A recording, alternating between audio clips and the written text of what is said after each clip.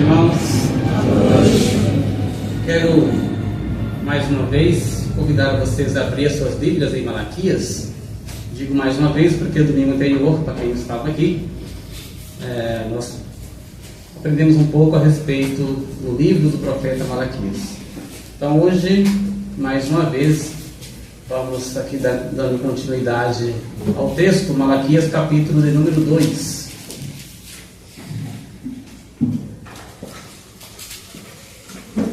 Na verdade, ficou faltando apenas um ponto 3.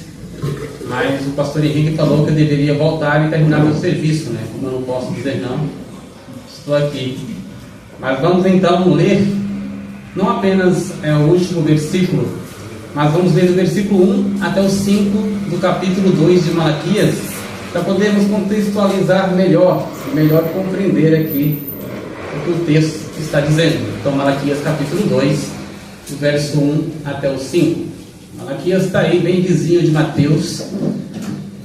Volta um pouquinho aí e você vai encontrar o livro do profeta Malaquias, o último livro do Antigo Testamento, e também, por coincidência, está na Bíblia nesta posição. Isso não é uma regra, mas está.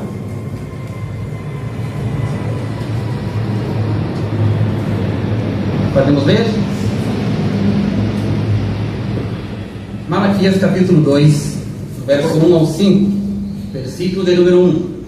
Agora aos sacerdotes, este mandamento é para vós. Se não ouvirdes e se não propuserdes no vosso coração dar honra ao meu nome, diz o Senhor dos Exércitos, enviarei a maldição contra vós e amaldiçoarei as vossas bênçãos. E também já as tenho amaldiçoado, porque não aplicais isso ao coração. Eis que reprovarei a vossa semente, e espalharei esterco sobre os vossos rostos, o esterco das vossas festas solenes, e para junto deste sereis levados. Então sabereis que eu vos enviei este mandamento, para que a minha aliança fosse com Levi, diz o Senhor dos Exércitos. Minha aliança com ele foi de vida e de paz, e eu lhes dei para que temesse. Então temeu-me e assombrou-se por causa do meu nome. Senhor Deus, muito obrigado. Nós te louvamos mais uma vez, te agradecemos pela oportunidade de podermos nos reunir no teu santo nome. Somos privilegiados por esta condição que o Senhor nos deu.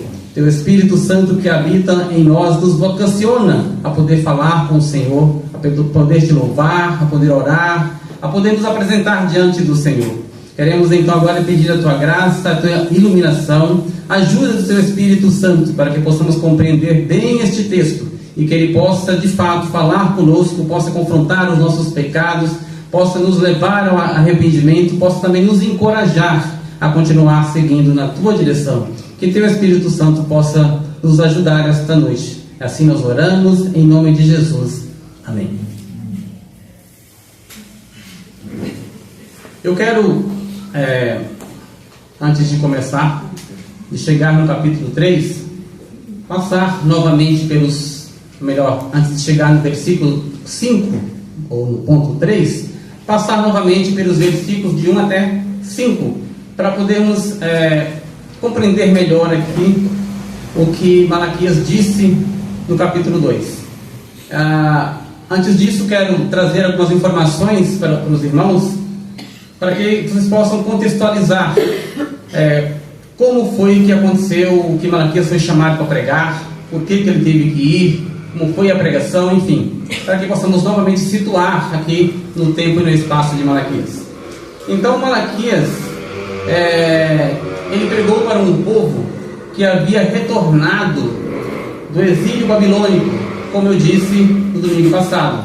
E este povo experimentava um momento de escassez, de fome, de seca, e também por estar ainda sob o domínio do povo inimigo. Mas como assim? Eles não voltaram do cativeiro? Sim, voltaram. Mas o povo persa ainda estava dominando Israel. E então, embora eles tivessem autorização para voltar, eles ainda estavam sob o domínio de um povo inimigo. E isso foi também uma das coisas que desanimou o povo de Israel. Então, além de estar passando por fome, por seca, por essa escassez toda, eles também estavam debaixo do domínio do povo inimigo. Apesar de tudo isso, eles haviam voltado para a sua terra. Então havia uma bênção sobre eles. Antes, eles haviam sido expulsos para a Babilônia. Por quê? Porque eles desobedeceram ao Senhor. Mas agora, o Senhor os trouxe de volta. Mas este povo ainda não experimentava toda a liberdade, todas as condições econômicas que eles desejavam. E que inclusive Deus havia prometido restaurá-los por inteiro, restaurá-los financeiramente e também politicamente, devolver a eles aquela soberania que o povo sempre teve. Mas isso ainda não havia acontecido. E por este fato, eles então viraram as costas para Deus. Eles esqueceram do que Deus havia feito, que era trazido eles de volta do cativeiro para a sua terra natal. E eles ficaram desencorajados, ficaram desanimados. Eles estavam olhando não para o que Deus havia feito, trazido eles de volta, mas para aquilo que Deus ainda não havia feito, ainda que estava por fazer, que era restaurar a situação deste povo financeiramente, economicamente e socialmente. Então eles estavam de olho no que Deus ainda não fez, mas eles estavam valorizando aquilo que Deus havia feito. E esse povo tornou-se um povo frio, apático, quanto ao culto ao Senhor. Os sacerdotes, que eram seus líderes, eles estavam desmotivados, eles estavam desanimados, eles na verdade estavam duvidando do amor de Deus para com eles. Então, foi aí que Malaquias ele foi chamado para pregar a este povo. E Malaquias ele vai iniciar esta sua pregação no capítulo de número 1 com uma declaração do próprio Deus que disse ao povo: eu sempre vos amei. Foi assim que iniciou a pregação de Malaquias, com essa declaração de Deus ao povo que estava voltado contra Deus. Mas o Senhor se apresenta a eles através do profeta Malaquias e diz: eu sempre vos amei, ao fim de restaurá-los e trazê-los de volta para si, a fim de recobrar a memória deste povo, para que caísse em si e aceitasse a evidente prova de que Deus nunca os abandonou, e assim retornassem para Deus, prestando-lhe o culto verdadeiro, de acordo com a vontade de Deus que estava estabelecida na lei. Portanto, o objetivo de Malaquias era fazer o povo se arrepender de seus pecados, era fazer o povo voltar a cultuar a Deus da maneira correta. Pois o grande problema que estava acontecendo em Jerusalém, em Judá, era exatamente esse: o povo não estava cultuando ao Senhor da maneira correta. Malaquias, então, para iniciar isso, para dar o pontapé inicial a fim de restaurar o povo, ele vai trazer a declaração de Deus para o povo: eu sempre vos amei. E Malaquias vai gastar ali do versículo 2 até o 5, argumentando, provando a este povo rebelde que o Senhor sempre os amou. E quando Deus fala ao povo de Israel: eu sempre vos amei, este povo, por causa que estava chateado, estava em rebeldia, estava querendo inclusive chantagear a Deus, este povo responde: mas como nos amaste? Como o Senhor nos ama, se estamos aqui sofrendo com seca, com fome, debaixo do domínio do povo inimigo? Como pode nos amar? Então, embora Deus tenha anunciado, o povo pergunta: como nos amastes? E a resposta que Deus deu foi a seguinte: sabe, Esaú não era irmão de Jacó? Eu amei a Jacó e odiei a Esaú. Jacó era o povo da qual Israel descende. Esaú era irmão de Jacó, inclusive o primogênito. E o primogênito sempre teve, a primazia, a escolha no Antigo Testamento. Sempre foi o primeiro a ser escolhido. Mas o Senhor fala: prova do que eu sempre amei vocês é porque havia o povo descendente de Esaú, os edomitas, e vocês, descendentes de Jacó. Todos vocês, nenhum de vocês mereciam o meu amor, mas eu escolhia vocês. Então Deus prova o seu amor para com Israel através da eleição incondicional. Ele decidiu escolher o povo de Israel, ao invés de escolher o povo de Jacó, ao invés de escolher o povo de Esaú. Então, o que Malaquias está indicando aqui é que, apesar do povo estar padecendo necessidades materiais, Deus nunca deixou de amá-los. E a gente deve pensar um pouco a respeito de que o amor de Deus é provado pelos seus, não é através de bênçãos materiais, como afirmam os adeptos da teologia da prosperidade. O amor de Deus está baseado na sua misericórdia e na sua escolha em livrar alguns da condenação, em salvá-los da morte. Este é o amor de Deus. Não está baseado nos bens materiais que você recebe, que Ele te concede, mas está baseado na sua escolha eletiva para livrar a sua alma da morte do inferno. Este é um recado importante aqui, quando Deus escolhe e escolhe de forma incondicional. Ele não escolhe porque Jacó fez algo de mais importante, porque Esaú foi pior. Não, ele escolhe soberanamente. Ele decidiu escolher a Jacó. Depois então de Malaquias tratar de apresentar seus argumentos e provar que Deus sempre amou aquele povo, embora aquele povo não estivesse reconhecendo isso, Deus vai então vira para este povo e começa a questioná-los e dizer: olha, vocês não estão me tratando da forma devida. Se eu sou pai de vocês, cadê a honra? Se eu sou o Senhor, cadê o temor de vocês para comigo? A vida de vocês não está sendo coerente com o que devia ser. O tratamento que vocês dispensam a mim não é o tratamento adequado. Então o Senhor começa a questionar o povo. Primeiro Malaquias apresenta a prova do amor de Deus. Depois Deus vira para este povo e começa a questioná-los por causa da conduta deles.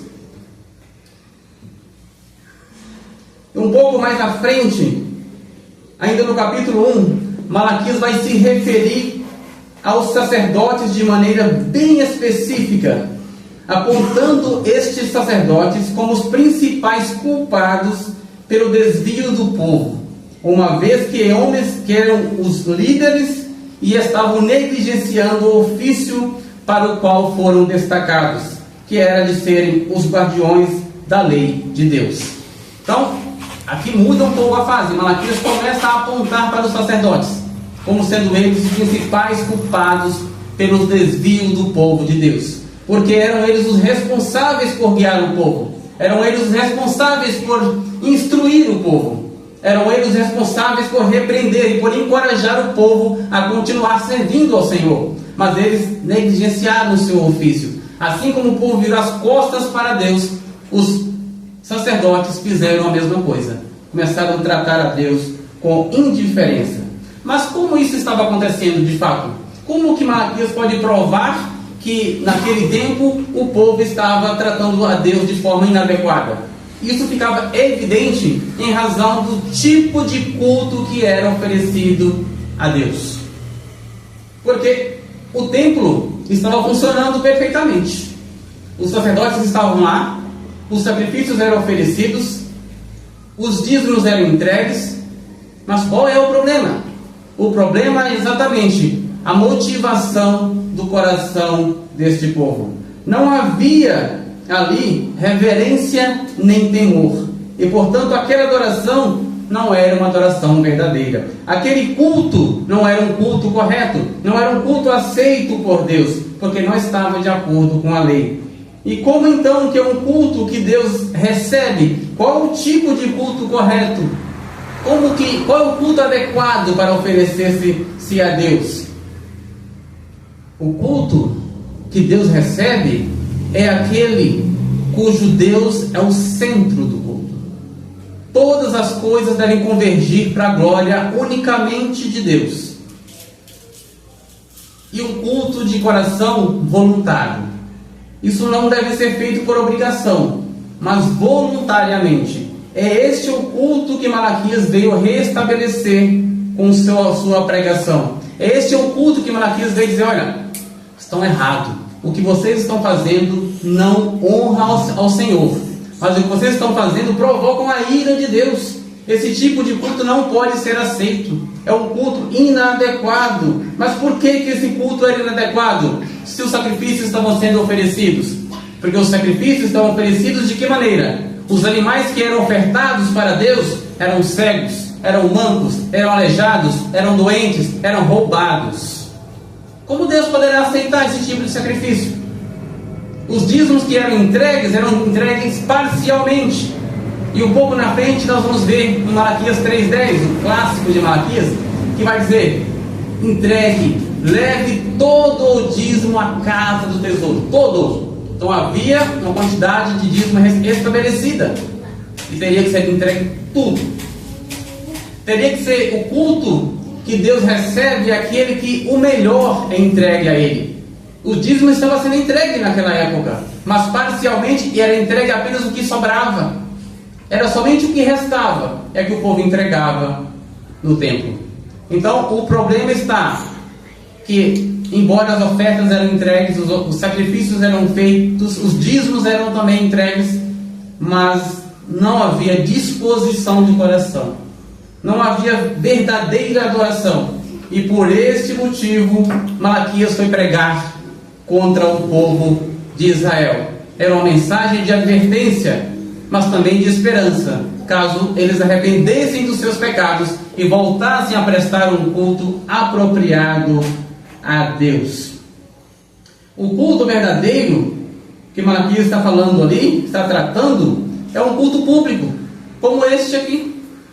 É um culto onde nós vimos para cá com um propósito em comum, que é orar ao Senhor, que é cantar para o Senhor, que é suplicar ao Senhor, que é pedir perdão ao Senhor. Mas o Senhor precisa ser o centro do nosso culto.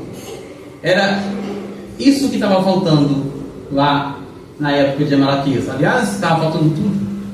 Se o Senhor não era o centro do culto, se o Senhor não era adorado naquele culto, então o culto não era um culto para o Senhor de fato. Então, o propósito do culto deve ser esse: agradecer, suplicar, glorificar o nome do Senhor, mas que havia sido corrompido pelo povo com a conivência de seus líderes. Aqui Malaquias então é chamado para repreender a todos. O problema dos sacerdotes é que eles eram responsáveis por guiar o povo e por instruir o povo para que pudessem praticar um culto adequado. Cabia aos sacerdotes examinar os sacrifícios trazidos, pegar o animalzinho e ver se não era cego, ver se não era aleijado, saber a procedência. Mas eles não queriam saber disso. Tudo que o povo entregava nas mãos deles, sem mesmo examinar, eles ofereciam ao Senhor. Eles chegaram à conclusão de que oferecer qualquer coisa para Deus é melhor do que não oferecer nada. E estavam completamente enganados. Então, vejamos então agora, novamente eu quero ler o texto que já foi lido, que diz: agora, ó sacerdotes, este mandamento é para vós. Por quê? Quero dizer para vocês que a partir deste verso 1 do capítulo 2 que nós já lemos, mais uma vez Malaquias vai apontar a sua lança diretamente para os sacerdotes, de forma totalmente exclusiva. Então ele diz: agora, sacerdotes, este mandamento é para vós. Se não ouvirdes e se não propuserdes no vosso coração dar honra ao meu nome, diz o Senhor dos Exércitos, enviarei a maldição contra vós, e amaldiçoarei as vossas bênçãos, e também já as tenho amaldiçoado, porque não aplicais o coração a isso. Eis que reprovarei a vossa semente, e espalharei esterco sobre os vossos rostos, o esterco das vossas festas solenes, e para junto deste serei levado. Então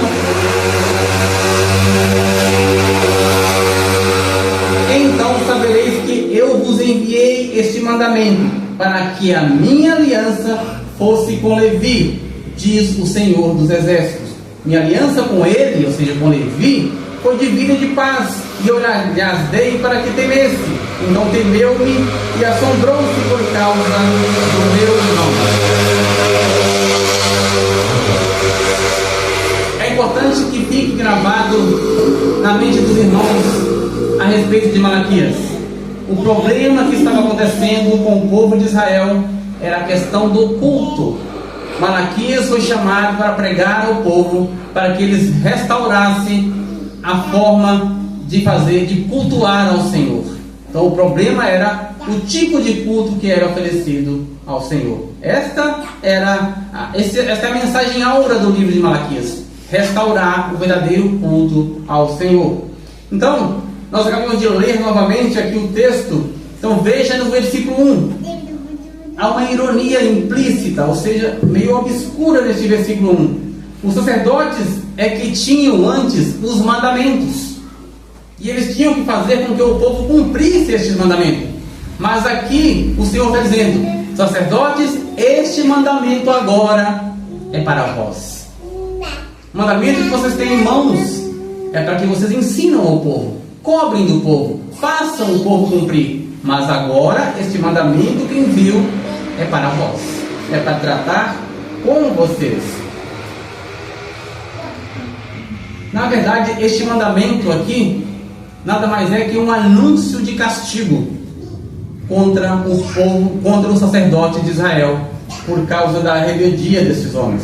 Tudo isso por quê? Porque o culto a Deus não estava transcorrendo da maneira correta, e eram eles, os sacerdotes, os líderes, os responsáveis por conduzir o culto conforme a vontade de Deus, ou seja, de acordo com aquilo que estava expresso na lei, onde ordenava que a Deus deveria ser oferecido o melhor.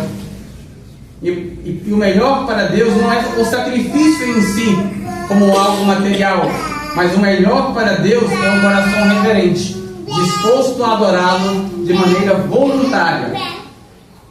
O culto que agrada a Deus é aquele onde Ele é o centro, o único a quem a adoração é dirigida. O nosso culto deve ser cristocêntrico. Não pode atender a demandas de homens. Cristo não divide sua glória com homens. O culto é unicamente para Ele, ou não será recebido por Ele.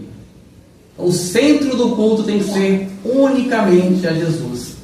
Ah, mas hoje é aniversário do pastor. Não interessa. Quem deve ser cultuado é Cristo. O culto é somente para Cristo. Mas hoje é dia das crianças. Não importa. O culto é somente para o Senhor. Ah, mas e as mães? As mães, não. Vamos comemorar o dia das mães em outro momento. O culto é unicamente a Cristo. De uma outra forma, pode ser qualquer outra coisa, mas nunca será um culto. Porque o Senhor, como diria o pastor Henrique, adivinha? Não o recebe. Não o recebe. Portanto, o culto deve ser feito de acordo com aquilo que está estabelecido nas Sagradas Escrituras. Lá tem uma página escrita: olha, o culto é assim? Não. Malaquias está dizendo: o culto tem que ter Deus como centro. Ao culto tem que oferecer o seu melhor, não é o que sobra. O culto tem que ser feito de uma forma que ninguém mais pode ter algum tipo de proeminência a não ser Cristo. É isso. É simples. É exatamente isso. O culto é simples. Quando inventa-se muito, muda o propósito. Então, o culto não pode ter como propósito agradar qualquer outra pessoa a não ser a pessoa de Cristo. Somente essa pessoa deve ser agradada no culto. Portanto, se você quer entretenimento, no culto bíblico você não vai encontrar isso. Se você procura algum tipo de coisa que possa te fazer totalmente feliz, se você quer um lazer, não procure isso num culto cristocêntrico, que você não vai encontrar esse tipo de coisa lá. Porque o culto é teocêntrico, é cristocêntrico, né? É teocêntrico porque Deus deve ser o centro. É cristocêntrico porque Cristo deve ser o centro. E você não vai encontrar outras coisas em um culto bíblico a não ser esse tipo de adoração. Porque culto é prestação de serviço ao Senhor. é prestação de serviço de adoração unicamente a Deus. Isso deve ser de uma forma totalmente voluntária. Se você vem aqui cultuar, se eu sair da minha casa para querer cultuar aqui só para cumprir o protocolo, só para assinar o ponto, só para que os irmãos me vejam, que o pastor me vê, fique na tua casa. O culto, ele é voluntário, é de coração, e é um culto racional, ciente daquilo que você está fazendo. Isso é o culto verdadeiro. Inclusive, determinadas denominações dividem a sua igreja em departamentos, que em parte não é nenhum problema, mas às vezes se torna departamento das irmãs, dos jovens, das crianças, dos adolescentes, dos irmãos, mas não com o propósito de desenvolver algo bíblico com esses grupos, mas com o propósito de que cada um possa oferecer um cântico, um louvor na igreja. É assim que os cultos funcionam por aí. Isso não é novidade para quase ninguém aqui. E se porventura o dirigente do culto esquecer ou deixar de dar a oportunidade para grupo X para vir cantar na frente, o pastor terá sérios problemas, porque este grupo ficará enfurecido, entristecido, nervoso, porque não teve oportunidade.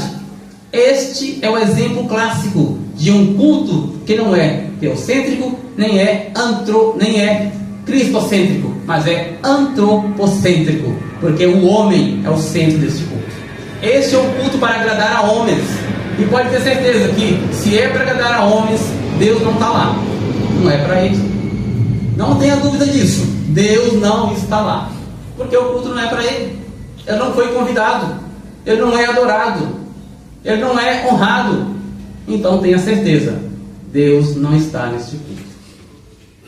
É triste, é lamentável, mas é verdade. Então o culto, se tiver outra pessoa ou outras pessoas que devem ser adoradas, que devem ser homenageadas, ele deixa de ser culto e o Senhor não está lá.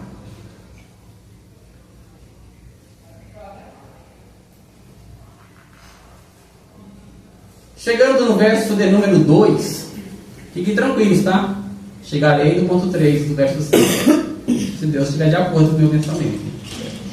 Então, verso 2: se não ouvirdes e se não propuserdes no vosso coração dar honra ao meu nome, diz o Senhor dos Exércitos, enviarei a maldição contra vós, e amaldiçoarei as vossas bênçãos, e também já as tenho amaldiçoado, porque não aplicais a isso o coração.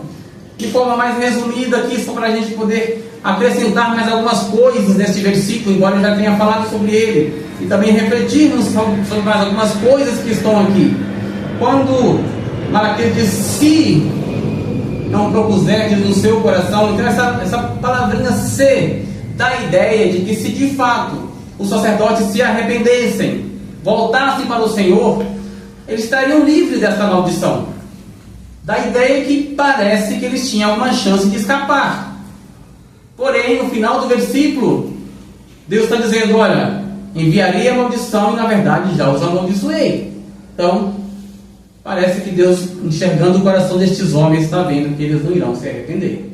Mas caso se arrependesse, era possível que o Senhor, como é rico em misericórdia, poderia livrá-los deste castigo.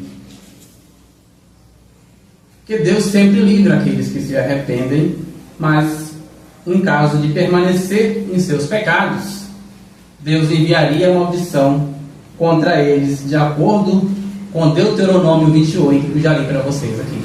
Em Deuteronômio capítulo 28, está expressa as bênçãos de Deus para aqueles que obedecessem a aliança, obedecessem a lei, não quebrassem a aliança, e também a maldição do Senhor em caso de quebra da aliança. Lá está expresso as duas coisas. Em caso de obediência, o povo será abençoado com isso. A lista é extensa. Mas em caso também de desobediência, o povo será amaldiçoado. E a lista não é menor. Também a lista é extensa. Então Deus recompensará a obediência e a fidelidade do povo. E também Ele trará a maldição em caso de desobediência. E dentre as maldições que Deus trazia contra o povo, em caso de desobediência, a pior delas era quando Deus expulsava este povo de suas terras. Então Deus ia avisando, mandava fome, mandava seca, mandava um monte de problemas lá para aquele povo, por causa do pecado deles. Mas se eles insistissem, permanecessem pecando, o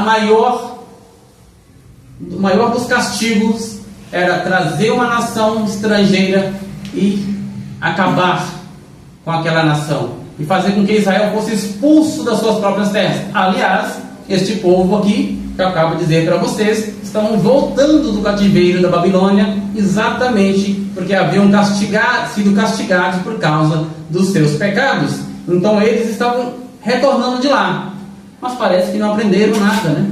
Parece que não aprenderam nada. Acho que o castigo para eles não foi suficiente para que pudessem aprender. E nós aqui que já estudamos ou continuamos a estudar, sabe daquela regrinha: se você não aprender com a disciplina, se você não aprender, se você não passar na prova, você repete de ano, não é assim? Então o povo aqui não está passando, eles estão fazendo a prova de novo, ou terão que refazer novamente porque não passaram de ano. Continuam insistindo na mesma situação. Experimentaram já o castigo máximo de Deus, que era desarraigar este povo de suas terras e enviá-los para um povo estrangeiro. Agora Deus misericordiosamente os traz de volta. Eles continuam ainda pecando contra o Senhor. Não entenderam nada ainda.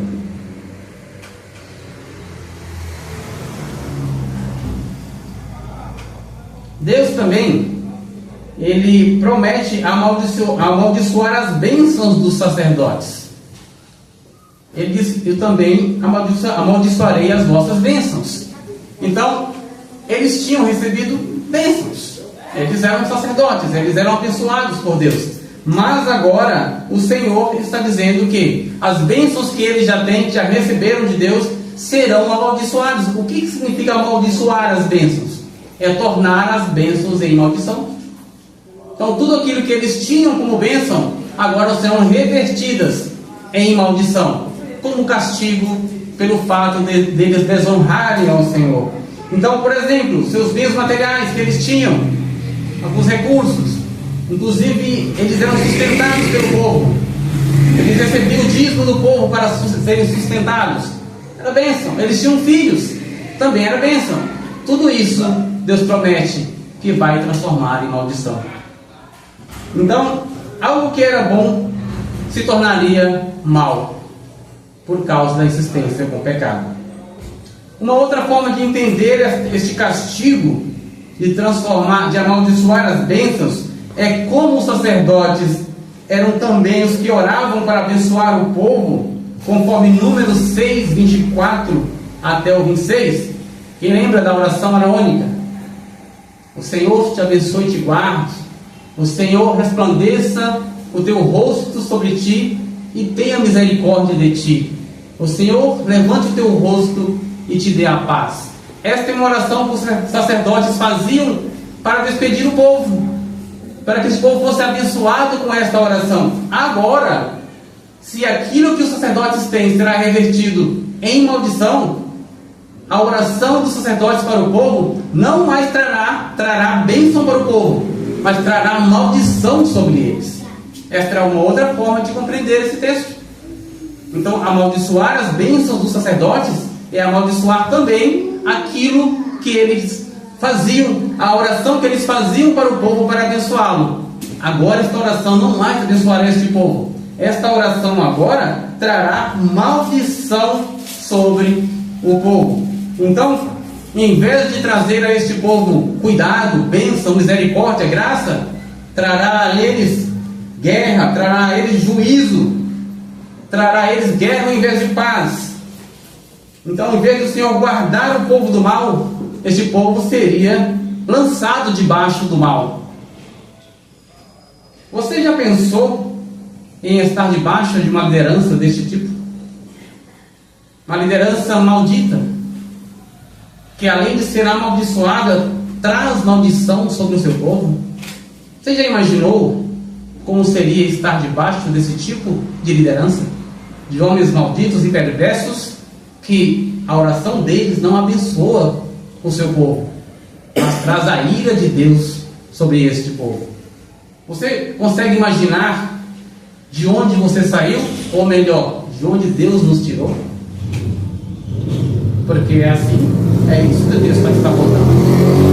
Líderes perversos, líderes que distorcem a palavra de Deus para ensinar outras coisas são malditos, recebem de Deus a maldição. E eles não têm poder para abençoar a sua igreja orando por ela, mas eles trazem sobre ela a mesma maldição que eles também experimentariam. Isso é um caso para a gente se pensar. Deus está indicando então que Ele não abençoa um povo que está sob uma liderança corrompida.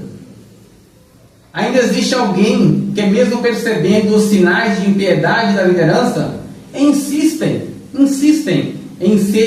em serem guiados por eles. Você já viu alguém assim? Dizendo: olha, irmão, eu estou lá, meu pastor lá é só pela misericórdia, essa é a palavra, né? Só pela misericórdia, mas estou olhando para Jesus. Estou olhando para Jesus. Olha, isso é um terrível engano. Um terrível engano. Não é possível você servir a Deus em uma igreja e ser abençoado por ela, apesar de sua liderança. Estar debaixo de uma liderança corrompida está sujeito à maldição de Deus, assim como estes homens. Então, isso nos faz, em parte, alegrar o nosso coração pelo livramento que recebemos do Senhor, e também nos faz lembrar que a este povo lá fora, a este povo dessas outras falsas igrejas que estão espalhadas por aí, nós precisávamos apresentar Malaquias para eles. Quem sabe Deus abriria suas mentes e seus corações. Eles entenderiam aquilo que está para vir sobre eles. Isso é uma situação bastante delicada. Então, se você conhece alguém assim, apresente o livro de Malaquias para eles e explique que não dá para servir a Deus em uma igreja apesar de sua liderança. Ai do povo que vive assim, debaixo da tutela de homens que são verdadeiros inimigos de Deus. Ai deste povo. Um pastor que perverteu seu chamado não pode ser um condutor das bênçãos de Deus, mas um condutor das maldições. Um condutor da maldição de Deus contra os impenitentes.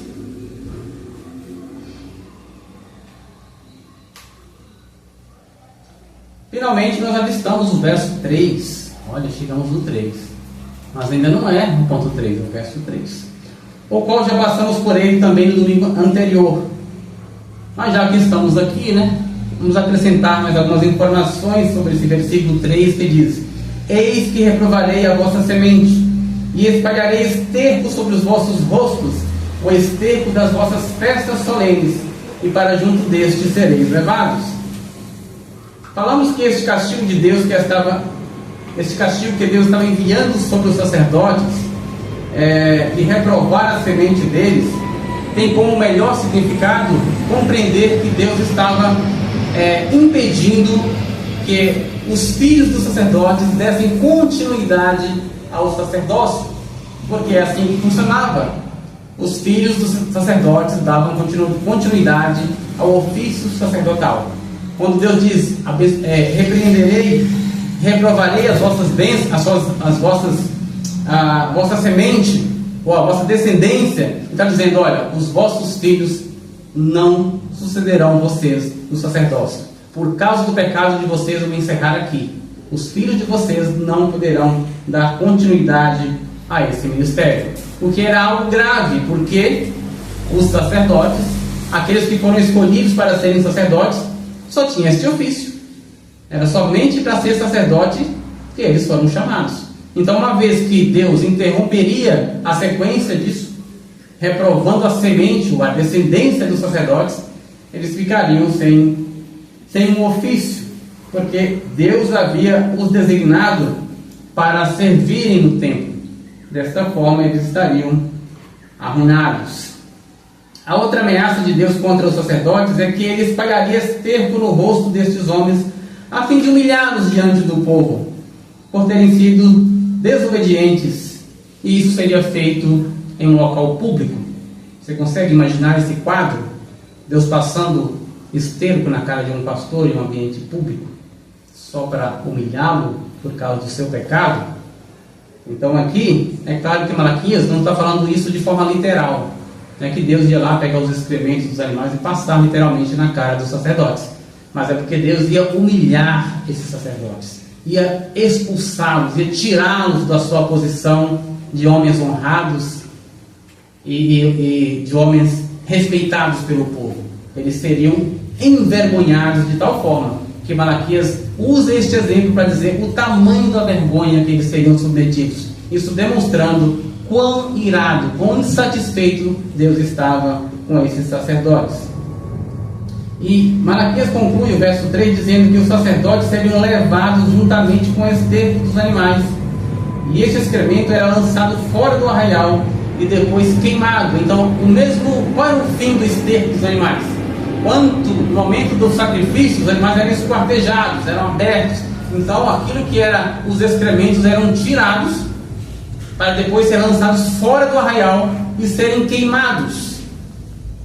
Malaquias diz: este mesmo destino terão os sacerdotes infiéis.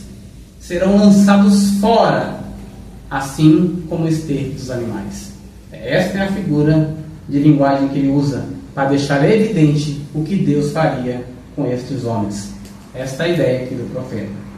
Então, irmãos, não se assuste quando você vir Deus desmascarando pastores, envergonhando estes homens diante do povo e os lançando fora. Isso é simplesmente Deus que continua sendo Deus, e Ele não muda. Então, o povo de Deus é o povo de Deus, Ele não os deixa. Os líderes também fiéis são de Deus, o Senhor está com eles, mas Ele trata com cada um, com o povo e com os líderes, ainda de forma mais dura, ainda de forma mais pesada, como Malaquias indica aqui. Então não se assuste quando Deus fizer isso com líderes e você ficar sabendo disso. É Deus sendo Deus. Este ponto 3 aqui, que nós chegamos agora, sabe aquele que estou devendo? Acho que agora eu pago, né? Então, o título para o ponto 3 é: como se deu a aliança de Deus com Levi? Como se deu a aliança de Deus com o povo de Israel através de Levi? A gente viu que o texto fala aqui da aliança de Deus com Levi. Deus vai usar o exemplo de como foi a sua aliança com Levi para contrastar com os atuais sacerdotes de Israel, demonstrando que quando foi no começo a sua aliança com Levi, ela transcorreu de uma forma, mas com os sacerdotes infiéis estava indo para um outro rumo. E aqui, para este ponto 3, nós temos os versos 4 e 5. O verso 4 diz: então sabereis que eu vos enviei este mandamento para que a minha aliança fosse com Levi, diz o Senhor dos Exércitos. Então, um pouquinho de história para a gente poder entender aqui o que Deus está falando com esta aliança com Levi. Quando Deus chamou o povo de Israel lá do Egito, os irmãos conhecem a história, colocou Moisés como legislador do povo e colocou Arão como sacerdote. Deus então fez uma aliança com Arão, onde ele e seus descendentes, Arão e seus descendentes, seriam sacerdotes para sempre em Israel, passando o ofício de sacerdote de pai para filho, de geração para geração. E Arão pertencia à tribo de Levi, por isso que a aliança com Levi. Então Arão pertencia à tribo de Levi. Deus escolhe então Arão, que veio da tribo de Levi, para iniciar o sacerdócio. A partir dali, todo ofício sacerdotal deveria vir daquela família de Arão, daquela tribo de Levi, não de uma outra, somente da tribo de Levi. Deus então escolheu a tribo de Levi, que era a tribo a qual Arão pertencia, para ser a tribo que proveria os sacerdotes para o serviço no templo. Então havia uma aliança de Deus com essa tribo de Levi, que seria a seguinte: Deus destacou esta tribo de Levi dentre as 12 tribos, e essa tribo então tornou-se uma tribo especial. a tribo de Levi receberia dízimos das demais tribos. Deus protegia a tribo de Levi. O sustento viria das outras tribos. E esta tribo tinha a incumbência, tinha a obrigação, tinha o papel único e exclusivo de dedicar-se ao serviço de Deus no templo. Eles eram responsáveis, os sacerdotes eram responsáveis por guardar o templo em todos os aspectos. Eram responsáveis, inclusive, por serem os porteiros do templo. Eram responsáveis pela música. Eram responsáveis por limpar o templo. Eles também eram os poetas que escreviam as poesias. Então, o templo era totalmente dirigido e cuidado e zelado pelos sacerdotes. Somente os sacerdotes poderiam fazer isso. Eles lá também ofereciam sacrifícios e instruíam o povo. Todo o serviço divino estava a cargo e sobre os ombros dos sacerdotes da tribo de Levi. Era uma tribo especial em Israel. É interessante que algumas denominações dizem que aqueles que cantam na igreja, que tocam na igreja, são levitas. Vocês conhecem isso? O irmão falou: eu sou levita, sou levita. É interessante que essas pessoas, esses levitas dessas denominações, eles só tocam. Eles não limpam o templo, eles não fazem nada lá. Eles só pegaram a parte da música. Então eles demonstram que não entenderam nada. A gente precisaria apresentar Malaquias para eles. Vai que Deus tenha misericórdia e abra a mente deles, para que eles possam, de fato, compreender em que consiste ser um levita, que não apenas tocar nisso. Então, eles não entenderam. Existe, então, aconteceu um episódio em Números, no capítulo 25, de 1 a 13, e eu quero ler com os irmãos, uma leitura um pouco longa, mas dá para a gente ler aqui. Números 25, de 1 a 13, onde Deus vai ratificar esta aliança que Ele fez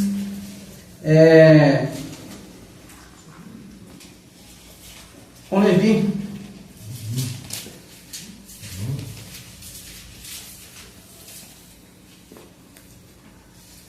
Números 25, do verso 1 a 13.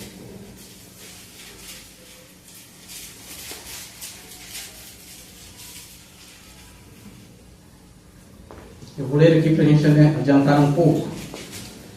Verso 1. E Israel deteve-se em Sitim, e o povo começou a prostituir-se com as filhas dos moabitas. Elas convidaram o povo aos sacrifícios dos seus deuses, e o povo comeu e inclinou-se aos seus deuses, juntando-se, pois, Israel a Baal Peor. A ira do Senhor se acendeu contra Israel. Disse o Senhor a Moisés: toma todos os cabeças do povo e enforca-os ao Senhor diante do sol, e o ardor da ira do Senhor se retirará, retirará de Israel. E então Moisés disse aos juízes de Israel: cada um mate os seus homens que se juntaram a Baal Peor. E eis que veio um homem dos filhos de Israel e trouxe a seus filhos uma medianita, e à vista de Moisés e à vista de toda a congregação dos filhos de Israel, chorando eles diante da tenda da congregação. Vendo isso, Finéias, filho de Eleazar, o filho de Arão, sacerdote, se levantou do meio da congregação e tomou uma lança na sua mão.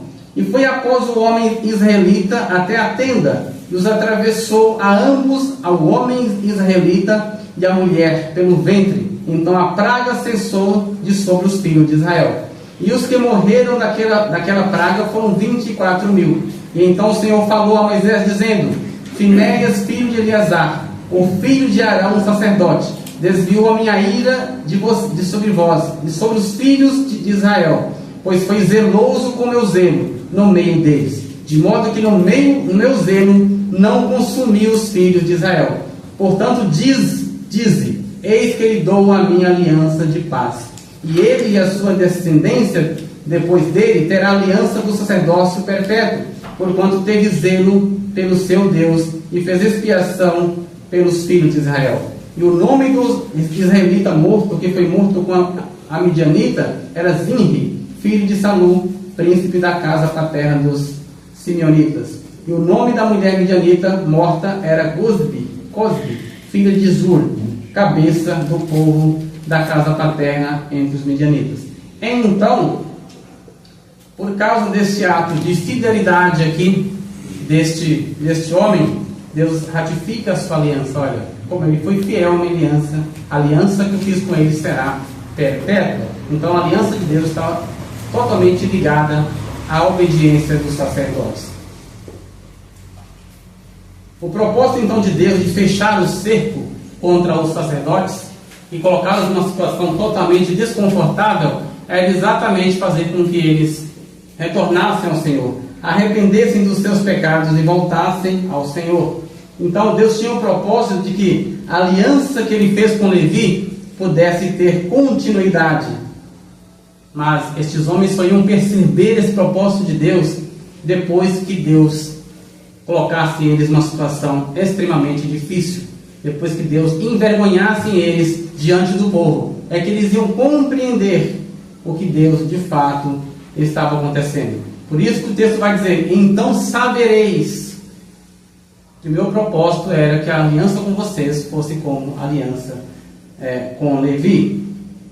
Então vejamos como foi a aliança com Levi. No último versículo que nós vamos tratar hoje, o versículo 5, vai dizer: minha aliança com ele, ou seja, com Levi, foi de vida e de paz. E eu lhes dei para que temesse. Então temeu-me e assombrou-se por causa do meu nome. Então primeiro, Malaquias vai dizer como transcorreu a aliança de Deus com Levi. Foi uma aliança de vida e de paz, demonstrando que o propósito da aliança havia sido alcançado, tanto por Deus quanto por Levi. Por Levi, porque Levi, obviamente, queria estar debaixo das bênçãos de Deus de forma ininterrupta. Então ele temeu diante do Senhor, e por isso Deus o abençoou. E também porque Deus alcançou também o seu propósito, porque Deus estava muito mais afim, muito mais disposto para abençoá-lo em caso de obediência do que para amaldiçoá-lo em caso de desobediência. E Deus então o abençoando. É por isso que o profeta Malaquias vai dizer de forma bastante entusiástica como transcorreu a aliança de Deus com Levi.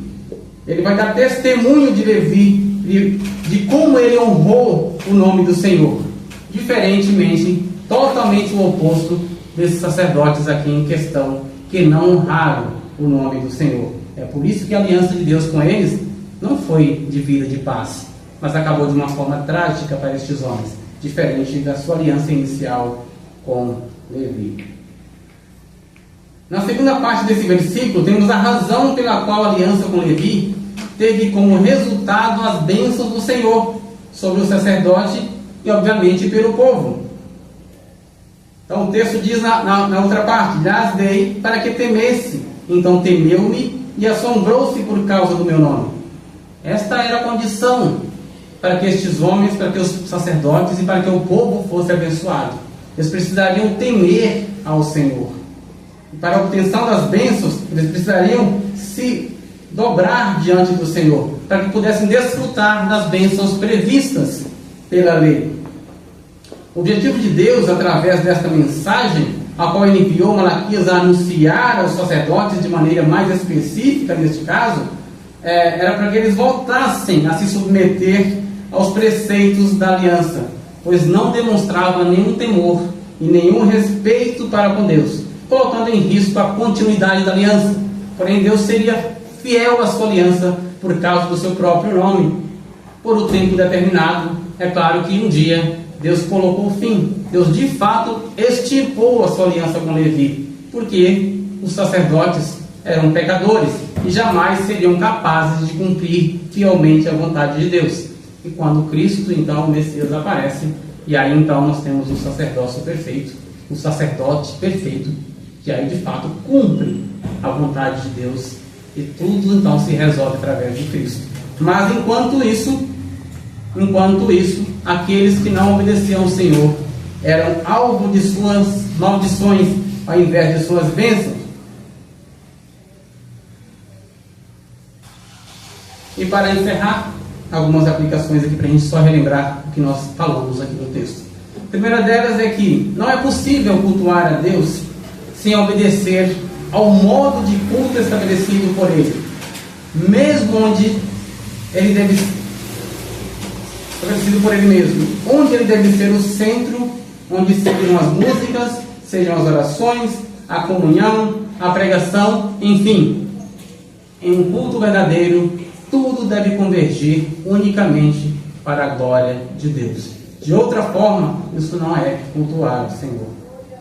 Uma outra aplicação é que os líderes infiéis e perversos que distorcem a palavra de Deus são malditos e, por consequência, amaldiçoam todos os que os seguem. Não é possível ser fiel a Deus em uma igreja, apesar da liderança. Portanto, fujam destes líderes, ou cairão na própria condenação dos quais estes enganadores estão. Apesar do texto ter apontado os pecados dos sacerdotes e dar a impressão aqui que tratou apenas da questão da liderança, devemos lembrar que todos que estão em Cristo, todos que são salvos, são sacerdotes. Cada um aqui que de fato entendeu o Evangelho, arrependeu dos seus pecados e está em Cristo, cada um aqui é um sacerdote. Por isso, tudo que foi dito em relação aos sacerdotes, que foram aplicados de forma direta aos líderes, também aplica a você esta noite. Você, como sacerdote, precisa ser um guardião da palavra de Deus. Você, como sacerdote, precisa oferecer ao Senhor um sacrifício perfeito. Então você é um sacerdote porque agora você não precisa de um mediador entre você e Deus, além de Cristo. Você mesmo pode estar diante dele para oferecer o seu culto, para oferecer o seu sacrifício, como Paulo vai dizer, oferecer o seu corpo vivo, o seu corpo como um sacrifício vivo diante do Senhor. Então, cada um aqui que de fato compreendeu o Evangelho, Pedro vai dizer que somos povo santo, sacerdócio real, nação eleita. Então, cabe a nós não esquecer disso. Então, alguém pode dizer, então, a pregação hoje é só para a liderança da igreja, ou para qualquer liderança? Não, é para todos nós.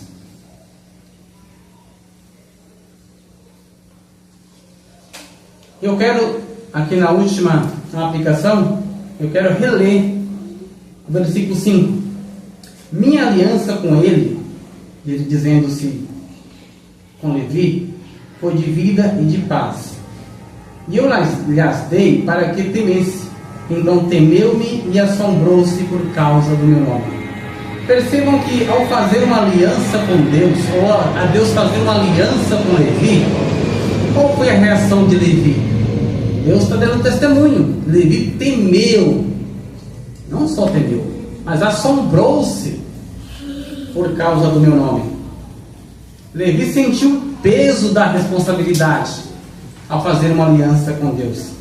Ele não só temeu, mas ele também assombrou-se. Ele compreendeu as implicações de estar diante do Senhor para servi-lo como líder do povo de Deus. Ele se assombrou diante deste compromisso. E qual foi o resultado por essa postura de Levi? O que aconteceu com Levi pelo fato dele temer ao Senhor, dele assombrar-se por causa da grandeza do Senhor? A aliança de Deus com ele foi de vida e de paz. Porque diferente dos outros sacerdotes que não o temiam, que não honravam, Levi o temeu. Ao saber que havia uma aliança de Deus com ele, ele temeu diante do Senhor. Ele ficou assombrado diante da grandeza do seu ofício. E o fim foi uma aliança que transcorreu em harmonia, onde se perpetuou a vida e a paz. Levi entendeu de fato o que tal ofício significava.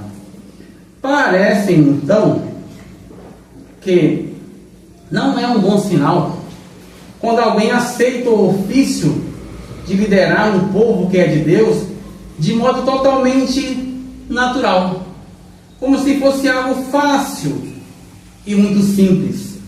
Então a pessoa abraça o ministério desprovido de qualquer temor.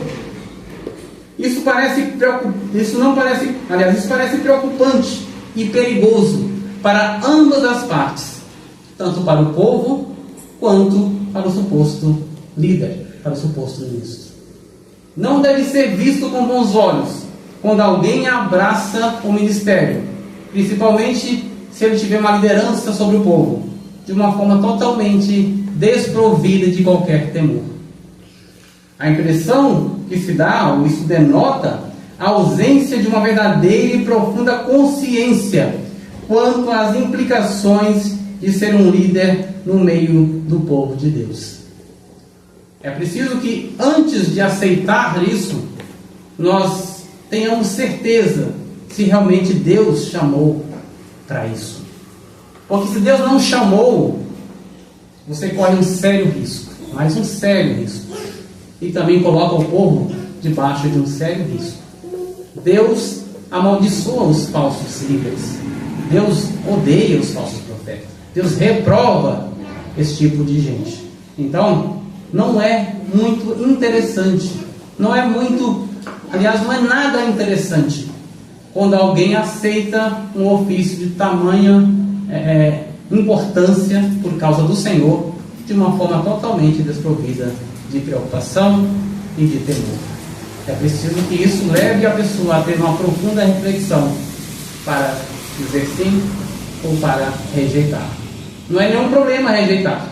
Se você não é chamado para isso, se você rejeitar, você está louvando ao Senhor. Você está honrando a Deus, porque você está consciente. Não que você seja inútil, incapaz, mas porque cada um tem o seu ofício. Então, de nada serve aceitar para agradar quem te chamou, se este não for o próprio Deus. Para concluir, quero dizer para os irmãos que, se não conhecemos qual é a vontade de Deus, quais as coisas que de fato lhe agradam, nós não seremos capazes de cultuá-lo de uma maneira apropriada. Por isso, corremos o risco de tentar oferecer a Deus aquilo que Ele odeia. Mas isso pode ser evitado se nós tivermos uma vida dedicada e examinarmos com frequência as Sagradas Escrituras. Através dela, Deus se revela a nós. E a sua vontade se encontra expressa em cada página deste livro. Só quem lê a Bíblia pode conhecer a Deus de fato. Só quem conhece a Deus será capaz de agradá-lo verdadeiramente, pois nunca se sabe do que se agrada aquele a quem você não conhece. Você tem buscado conhecer a Deus de uma maneira constante? Porque se você não o conhece, se eu não o conheço, como poderia agradá-lo aquele a quem não conheço? Como saberei da sua vontade se eu não o conheço? Como saberei aquilo que ele agrada e aquilo que ele não se agrada, se não o conheço bem? Agradar um estranho é um ofício praticamente impossível. Você precisa ficar como o povo que servia os deuses no Antigo Testamento, que quando as coisas estavam indo bem, eles entendiam que estavam agradando o seu suposto Deus. E quando as coisas iam mal, eles entendiam que precisavam mudar a estratégia, porque o seu Deus não estava sendo agradado. Por quê? Porque eles não conheciam o Deus que servia, porque era um Deus inexistente. Mas ao povo de Israel foi dada a lei, e Deus estabeleceu o que lhe agrada e o que não lhe agrada. Então a lei, que parece ser algo pesado para Israel, era uma bênção, porque eles conheciam através da lei aquilo que podia agradar o seu Deus, e por isso não estavam orientados. Eles poderiam escolher agradar ou não, mas não porque não soubessem. Estava lá prescrito o que Deus estabeleceu para que cumprissem e para que eles fossem então agradáveis a Ele. Então, se não conhecermos bem a Deus, seremos incapazes de agradá-lo, seremos incapazes de oferecer a Ele aquilo que Ele realmente deseja, aquilo que Ele realmente é digno de receber, que é o nosso culto perfeito, que é a nossa adoração voluntária, que é o nosso coração reverente. Amém? Senhor Deus, nós te louvamos. Obrigado por mais esta oportunidade de falar da Tua Palavra. Obrigado por esse tempo que o Senhor disponibilizou para que nós pudéssemos pensar sobre estas importantes informações aqui deste texto de Malaquias. Que ele possa nos fazer refletir e pensar sobre tudo aquilo que precisamos fazer para te oferecer um culto verdadeiramente apropriado. Que teu Espírito Santo possa nos direcionar, nos dar graça e inclusive nos despertar para dedicarmos tempo na leitura das Sagradas Escrituras, para que possamos te conhecer e te conhecer. Quanto mais nós avançarmos em conhecimento da tua pessoa, melhor poderemos servir. E este é o nosso desejo. E assim nós oramos em nome de Jesus e também te agradecemos.